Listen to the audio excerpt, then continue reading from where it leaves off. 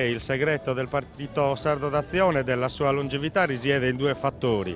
Il primo è la bontà delle idee. Le idee che ha portato avanti il Partito Sardo d'Azione nel tempo, in questi 90 anni, sono state riconosciute alla fine da tutti gli altri partiti sardi come idee giuste e tutti attingono a queste idee e fanno battaglie che di fatto sono battaglie sardiste quando riescono a farle. L'altro punto di forza del Partito Sardo d'Azione sono le sue origini combattentiste. Il Partito Sardo d'Azione nasce dal movimento dei combattenti che a sua volta era stato costituito fra i reduci della Prima Guerra Mondiale. Questo spirito combattente, questo spirito guerriero il Partito Sardo non lo ha mai perso e non lo perderà neanche per il futuro.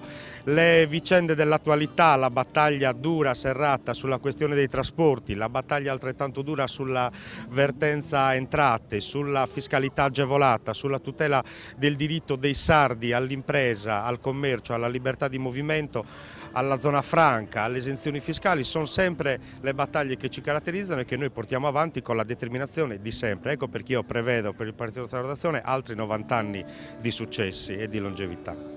Sicuramente i giovani sono la scommessa, soprattutto per un partito che ha 90 anni e vuole festeggiarne almeno altri 90, non assistendo inerme alla scrittura della storia della Sardegna, ma scrivendola in prima persona, con battaglie importanti che non solo emancipino questa isola, ma la rendano protagonista nel panorama nazionale ed internazionale. Ecco, fra le battaglie importanti in questo periodo tiene banco assolutamente quella dei trasporti marittimi. Ecco, la Regione sta intervenendo, come sappiamo, in maniera incisiva. Possiamo dare qualche piccola anticipazione sulla caratteristica dei traghetti che verranno noleggiati dalla Regione tramite la Sarem?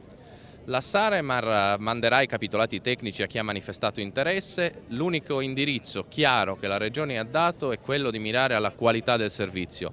Dopo 50 anni di lamentele da parte dei sardi che non sono stati trattati propriamente bene, per noi la giovinezza del naviglio, la qualità dei servizi di bordo, la tempestività nei collegamenti e quindi qualità e quantità del collegamento sarà fondamentale. Queste navi, voglio tranquillizzare anche chi ci ascolta, sono navi assolutamente nuove, confortevoli e capienti per quanto serve. Partiranno dai 1000 ai 1800 passeggeri, 500 autovetture e 2500 metri lineari di merci.